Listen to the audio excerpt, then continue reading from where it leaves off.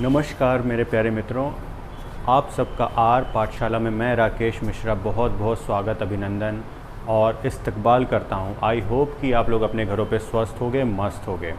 बच्चों, हम लोग ट्रिग्नोमेट्री के बारे में पढ़ रहे थे और हम लोगों ने 8 चैप्टर कंप्लीट कर लिया था, लेकिन अब उसके बाद हम लोग 9th चैप्टर में आ गए हैं जो कि एप्लीकेशन ऑफ ट्रिग्नोमेट्री पे बेस्ड है।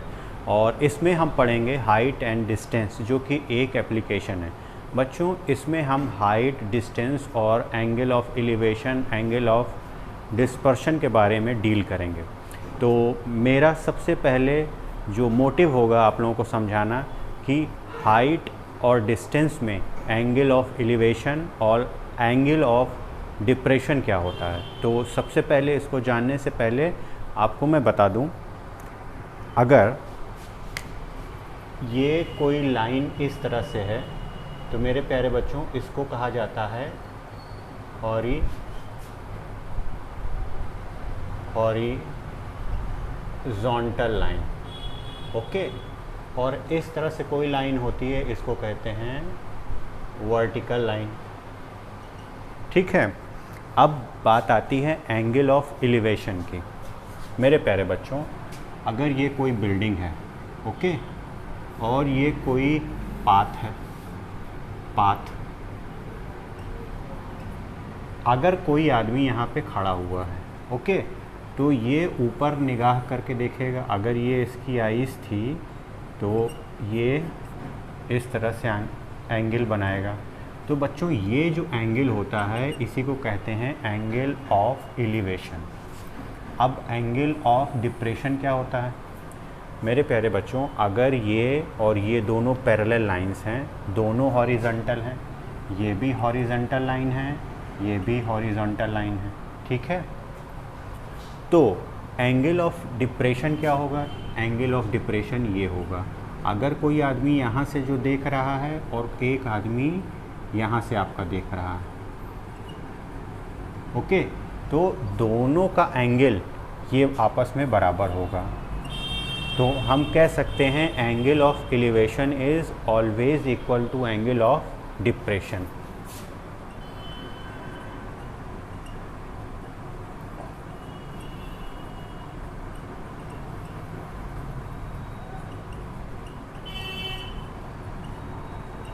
एंगल ऑफ डिप्रेशन के बराबर होगा। ओके, ये मेन कंसेप्ट होता है। बच्चों, ये बराबर कैसे होगा? इसको बराबर अगर हम लोगों ने पढ़ा था कि अगर कोई पैरेलल लाइन है और उसको एक ट्रांसवर्स कट किया जाता है तो आपके ये एंगल और ये एंगल क्या होते हैं? Alternate opposite angle.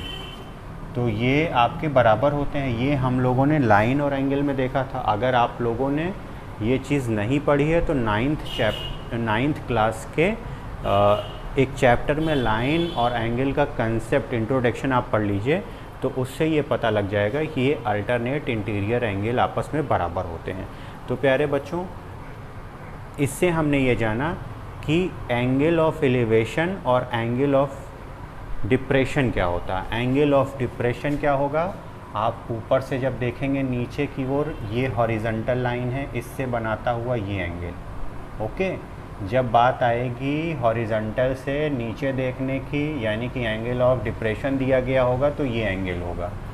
जब आपका एंगल ऑफ एलिवेशन की बात आएगी तो ये हॉरिजॉन्टल लाइन है, दोनों पैरेलल लाइन है, L1 और L2, L1 parallel to L2 है, तो एंगल ऑफ एलिवेशन ये होगा। और एंगल ऑफ एलिवेशन और एंगल ऑफ डिप्रेशन दोनों ही आपस में बराबर होंगे एक केस में। ओके, दोनों का ही काउंटर किया जाता है। अगर दोनों को हम कैलकुलेट करेंगे तो वो हमेशा हॉरिजॉन्टल लाइन से करेंगे। ओके, तो ये मेन कंसेप्ट होता है। अब आते हैं बच्चों टी रूल से। टी रूल क्या होता है? टी रूल को जानने के लिए कपड़ा, चलिए बच्चों यहाँ पे हम लोग देखते हैं टी रूल।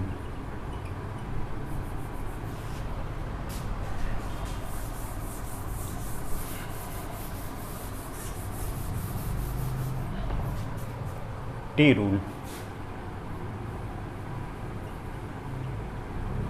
बच्चों इसको कहते हैं ट्रिग्नोमेट्रिक रेशियो रूल।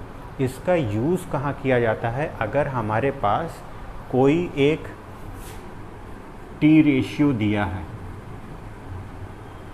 और हमारे पास नोन साइड है और अननोन साइड है।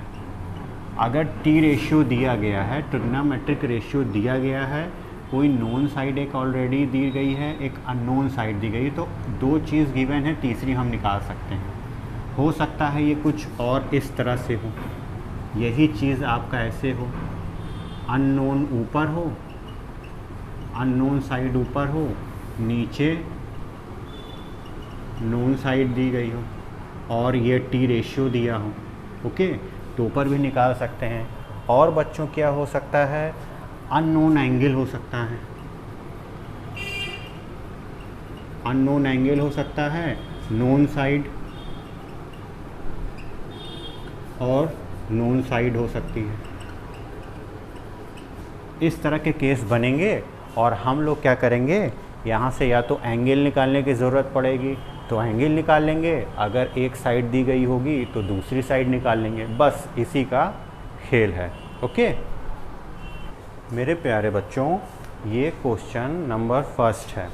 इसमें क्या कह रहा है? A circus artist is climbing a 20 metre long rope which tightly stretched and tied from the top of vertical pole to the ground. Okay, find the height of pole if the angle made by the rope with the ground level is 30 degree. तो प्यारे बच्चों यहाँ पे हमारा क्या given है? एक पोल, horizontal ऐसे होता है, वर्टिकल ऐसे होता है। ये हमारा कोई वर्टिकल पोल हो गया। ओके, ये पोल है। अब कह रहा है 20 मीटर लॉन्ग रोप से पोल बंधा है, stretch and tight from the top vertical pole to the ground. अगर ये बच्चों ग्राउंड लेवल था, ओके, यहाँ से एक टाइटली स्ट्रेच्ड आपका ये क्या था? रोप था। ये रोप है। ओके, और इसकी हाइट कितनी, वो लेंथ कितनी दे रखी है? 20 मीटर। ठीक, find the height of pole. इसकी हाइट पोल की हमको बच्चों निकालनी है। If the angle made by the pole with ground level is, if the angle made by rope, sorry rope है, ये रोप जो है ग्राउंड से एंगल जो बना रही है वो कितना है बच्चों? 30 डिग्री है। ओके, तो हमको हाइट ऑफ पोल निकालना है। नेमिंग कर लीजिए इसको, ए, ये आपका बी और ये आपका सी हो गया। बच्चों ये बी पे हमेशा राइट एंगल बनाएगा। ठीक है, अब यहाँ पे टी रूल लगाना होगा हमको। टी रूल लगाएंगे, हमको रिलेशन किस किस साइड में चाहिए? इस साइड और इस साइड में, क्योंकि ये नोन साइड है, ये अननोन साइड है इस ट्रायंगल की। ओके, एंगल बच्चों हमको ये दे रखा है। अब टी रेशियो या टी रूल जो होता है बच्चों, ट्रिग्नोमेट्रिक रेशियो रूल जो होता है, उसमें हम परपेंडिकुलर और हाइपोटेन्यूज से किस रेशियो में डील करते हैं? या तो साइन में डील करते हैं या कोसेक में डील करते हैं। क्योंकि बच्चों ये भी हमने बताया है, ये अगर एंगल है तो एंगल के सामने हमेशा परपेंडिकुलर होगा। तो इसका परपेंडिकुलर बच्चों एच हो गया और ये कितना हो गया? हाइपोटेन्यूज हो गया। ये आपका बेस हो गया। तो अब हम लोग साइन या कोसेक का यूज़ करके जो हमारा अननोन साइड है एच लेंथ यानी कि बी सी, उसको निकाल लेंगे। तो आइए देखते हैं।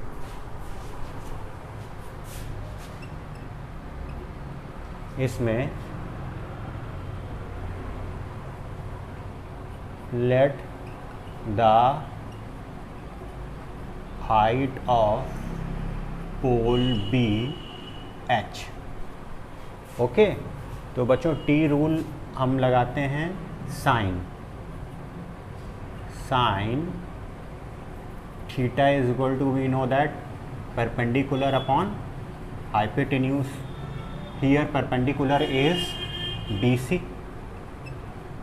and hypotenuse is AC. Put the value of angle sine 30 degree and BC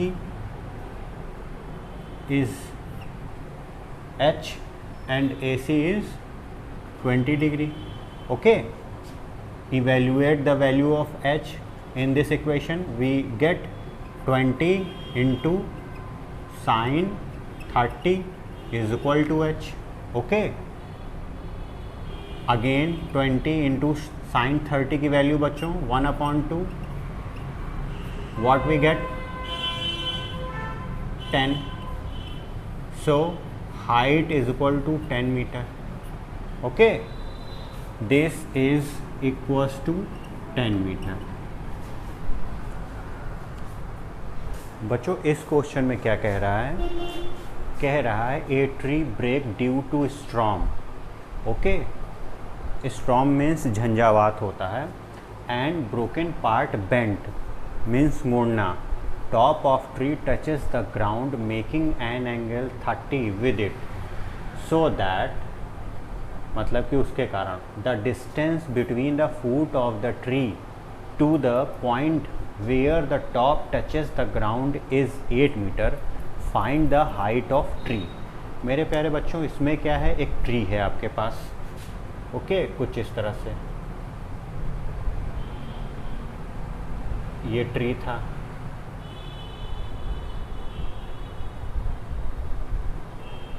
झंझावात के कारण ये मेरे प्यारे बच्चों टूट के गिर गया.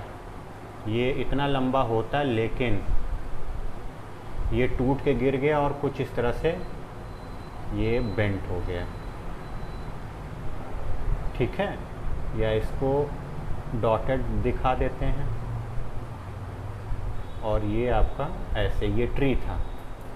ठीक है, अब ये यहाँ से टूट के बेंट हो गया और बेंट हो गया. ये ग्राउंड था, ग्राउंड से इसका जो एंगल था touches the ground making an angle 30 degree. ये आपका कितना बन रहा था, 30 degree. Angle of elevation is 30 degree. Okay, with it so that been the foot.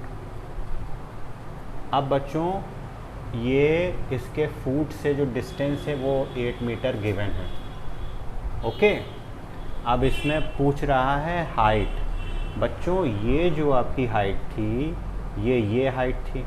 Okay, और ये तो पूरे पेड़ की हाइट यहाँ से यहाँ तक थी. यहाँ से ये टूट के ऐसे गिर गया. ये यहाँ ये ऐसे था, ये पार्ट टूटा और ऐसे बेंट होके गिर गया. तो हमको ABC हमको पूरी हाइट निकालनी होगी यहाँ तक. मान लीजिए ये D था, हाइट तो यहाँ तक थी ना, सॉरी ये आप A डैश मान लीजिए. A डैश यहाँ तक था, टूट के इस पर बेंट हुआ तो A हो गया. तो हाइट तो बच्चों ये होगी पूरी, ये हाइट होगी. और वो किसके इक्वल होगी, यहाँ से AC BC, ये BC प्लस C से A या A डैश ना, तो C से A कर लेते हैं. ये निकालना पड़ेगा तब हाइट ऑफ ट्री निकलेगी. तो अब हमारे पास टी रूल है.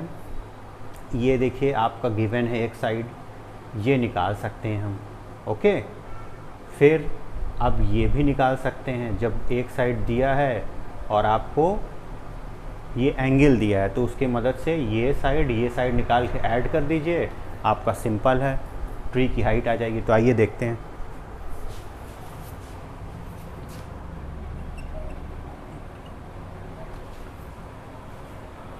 The height of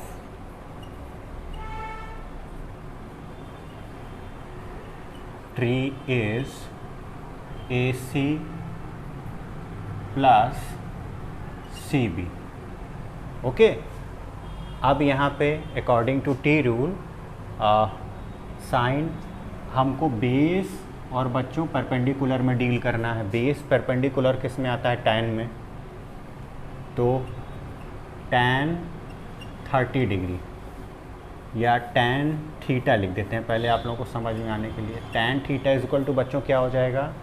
perpendicular upon base. Perpendicular क्या हो जाएगा यहाँ पे? एंगल के सामने ये परपेंडिकुलर है।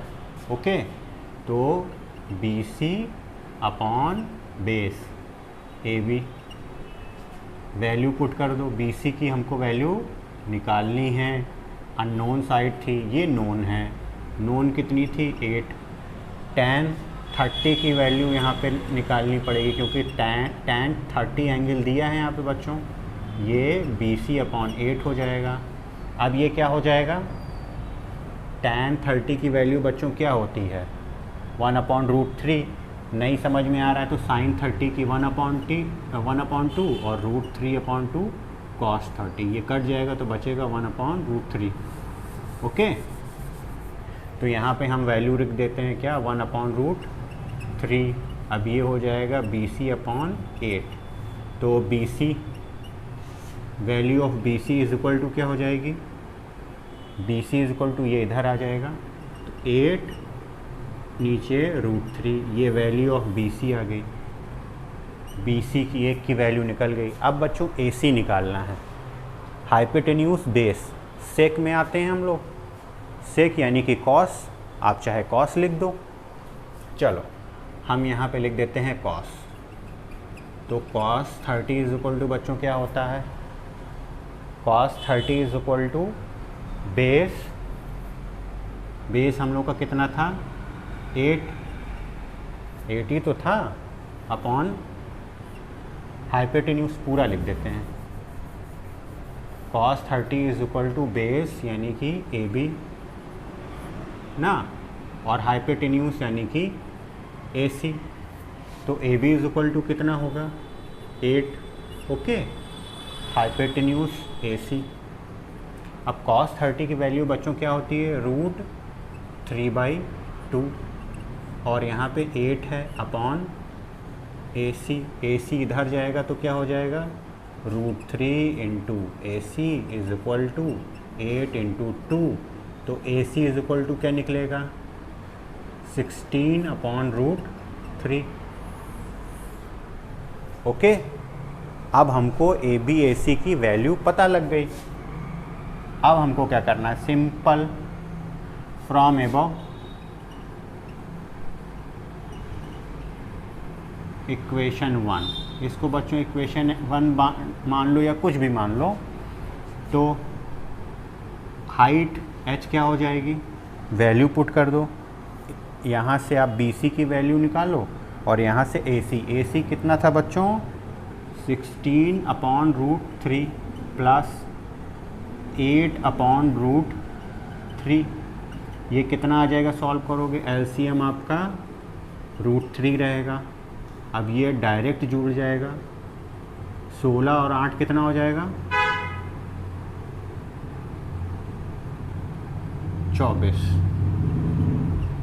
अब चाहो तो बच्चों इसको रूट हटाना चाहो, √3 से मल्टीप्लाई कर दो तो 24√3 और नीचे 3 बचेगा। 3 से अगर काटोगे तो कितने बार जाएगा? 8 बार। और ये कितना आ जाएगा बच्चों? 8√3 इतना मीटर। ठीक है, ये आपकी हाइट हो जाएगी ट्री की। ओके,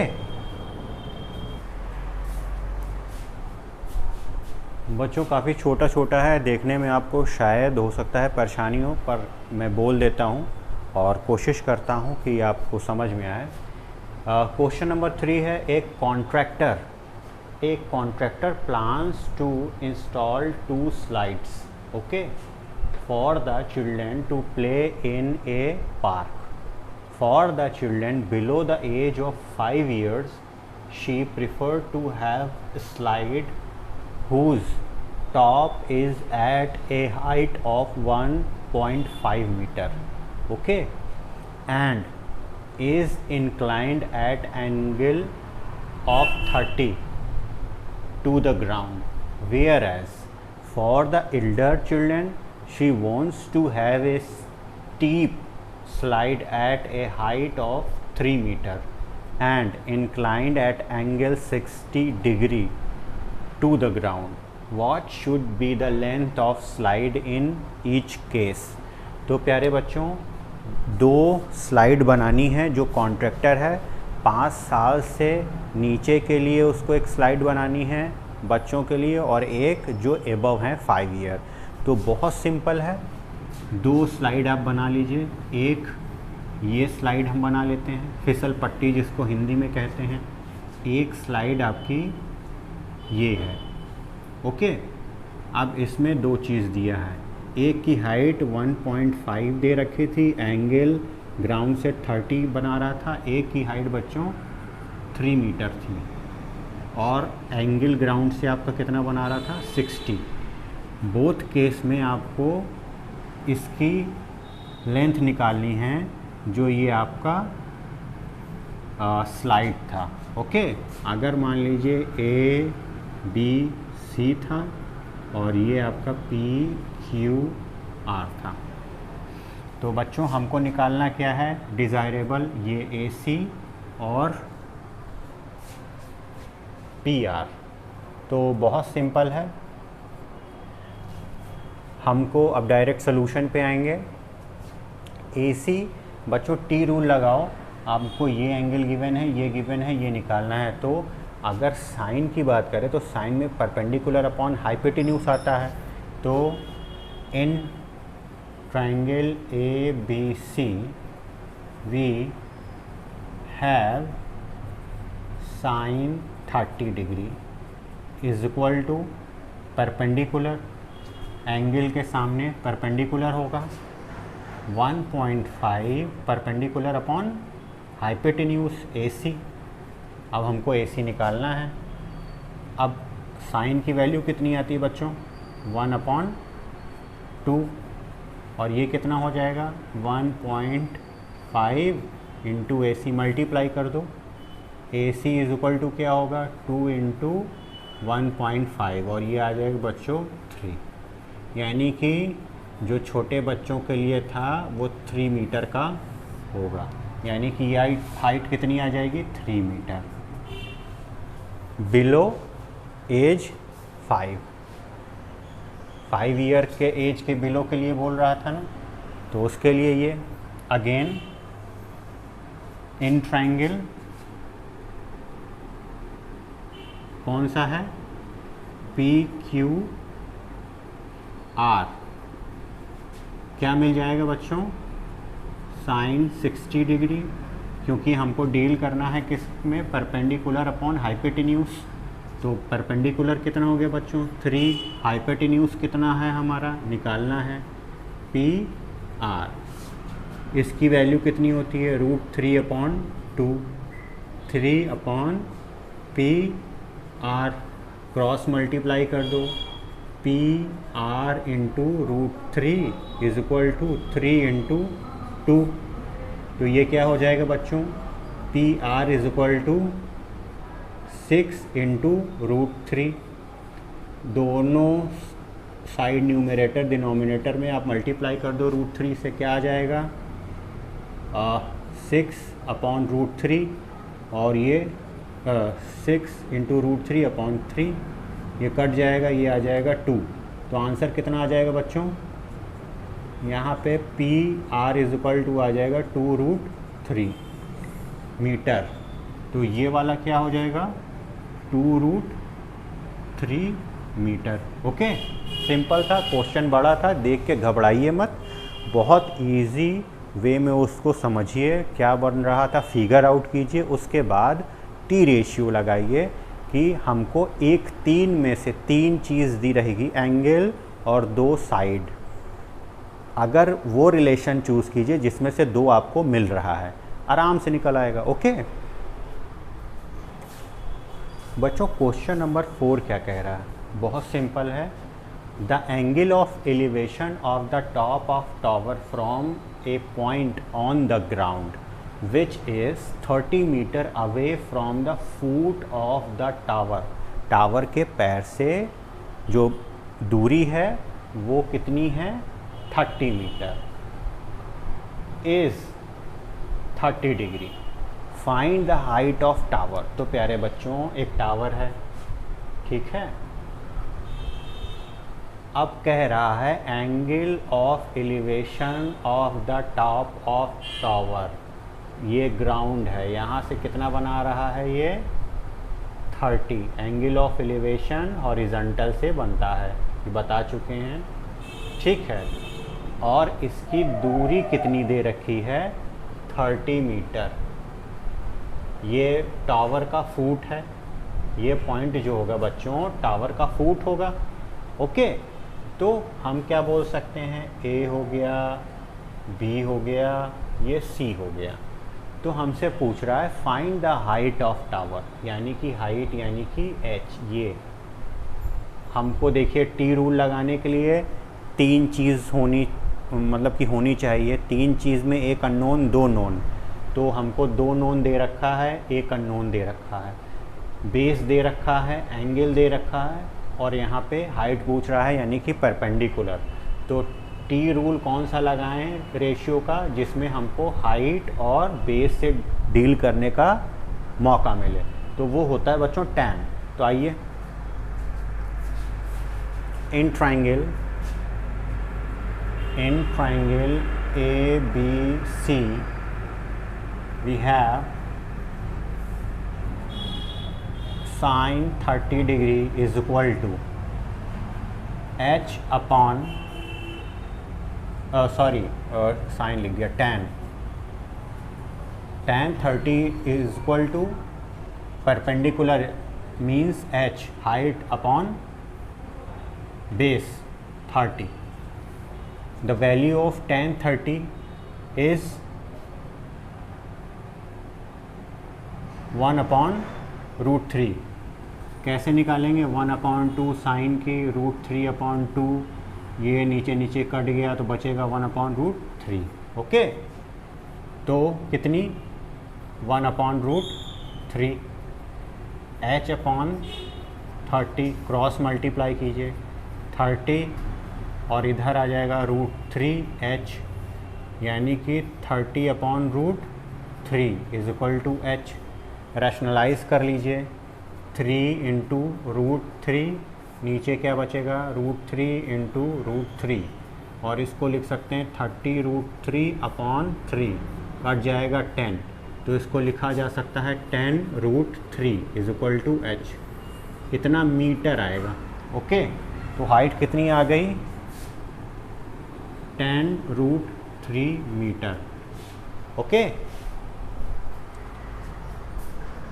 बच्चों क्वेश्चन 5th क्या कह रहा है हमसे, a kite is flying at a height of 60 metre above the ground. कोई काइट है जो 60 मीटर एबव ग्राउंड के फ्लाई कर रही है। Attach to the kite the string attach to the kite is temporarily tied to the point on the ground. और जो kite का धागा है वो ग्राउंड से बंधा हुआ है, okay. The inclination of the string with the ground is 60. It's mean angle of elevation. Find the length of a string assuming that there is a no slack in string. बच्चों slack means होता है झुकाव, एक तरह से जो string bent हो जाती है। इसमें कह रहा है कि कोई स्ट्रिंग में बेंट नहीं है, यानी कि कोई स्लैक नहीं है। तो बच्चों क्या कह रहा है, मान लीजिए काइट है हमारे पास, ठीक है, और वो फ्लाई कर रही है, ठीक, और उसकी ग्राउंड से जो हाइट बच्चों गिवन है वो 60 मीटर है, और ये ग्राउंड है आपका, ओके। कह रहा है एक स्ट्रिंग ग्राउंड से बंधी हुई है, देयर इज़ नो स्लैक। होता क्या है, ये ऐसे ऐसे ऐसे ऐसे ऐसे आप लोग पतंग उड़ाए होंगे, तो ऐसे ऐसे ऐसे ऐसे स्ट्रिंग, मैं तो बहुत उड़ाया हूँ पतंग, इस तरह से स्लैक आ जाते हैं, कोई स्लैक नहीं है उसमें, ये चीज़ नहीं है, ठीक है, टाइटली अटैच है इस तरह से। तो ये जो एंगल है, एंगल ऑफ एलिवेशन बच्चों 60 डिग्री गिवन है, ठीक है। और आपसे पूछ रहा है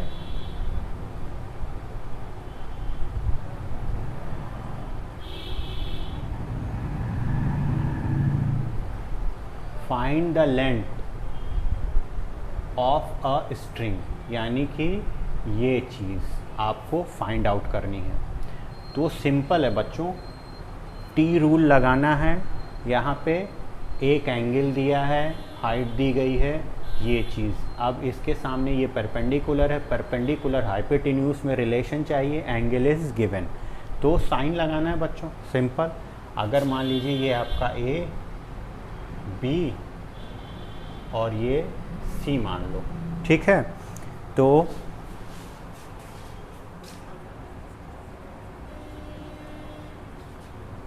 इन triangle ABC we have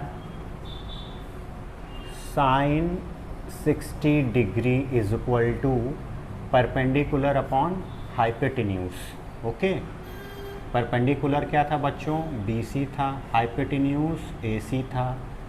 इसकी वैल्यू कितनी हो गई, 60 हो गई, हाइपोटेन्यूज की वैल्यू AC हो गई, ओके। और ये 60 डिग्री था। साइन 60 की वैल्यू कितनी होती है, √3/2। ये 60/AC हो गया, तो ये कितना हो गया, √3 × AC is equal to 60√2। AC is equal to 60√2/√3। अरे रूट नहीं होगा भैया, ठीक है। अब क्या करते हैं, रैशनलाइज करने के लिए √3 से मल्टीप्लाई कर लेते हैं। ये कितना हो जाएगा, 120√3/3 नीचे बचेगा, 3 से कटेगा 3 चौक 12, यानी कि ये आ जाएगा 40√3 metre AC। The height of string is equal to 40√3 metre, okay. I hope बच्चों आज का सेशन आपको समझ में आया होगा, पसंद आया होगा। अगर चैनल पर नए हैं तो प्लीज़ सब्सक्राइब कीजिए, जो नीडी पर्सन हैं उन तक शेयर कीजिए और इसी तरह लाइक कीजिए। नमस्ते।